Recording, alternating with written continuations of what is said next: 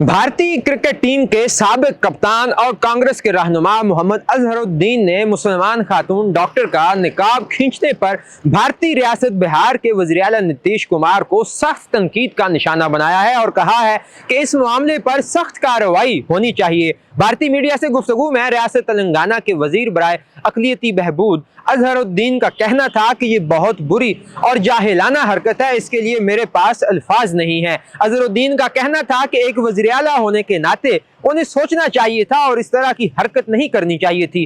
अजहरुद्दीन का कहना था बिहार के वज़ीर-ए-आला नीतीश कुमार के खिलाफ इस मामले में सख्त कार्रवाई होनी चाहिए। ख्याल रहे कि गुज़िश्ता रोज भारतीय रियासत बिहार के शहर पटना में बीजेपी के इत्तेहादी बिहार के वज़ीर-ए-आला नीतीश कुमार ने एक तकरीब में मुसलमान खातून डॉक्टर का निकाब खींच दिया था। निकाब खींचने को भारतीय सियासी रहनुमाओं, सहाफ़ियों और इंसानी हकूक़ की तंजीमों ने शर्मनाक करार दिया है। इंसानी हकूक़ की कारकुन दीपिका पुष्कर नाथ ने इसे जिनसी हरासानी का संगीन वाक़या करार दिया है।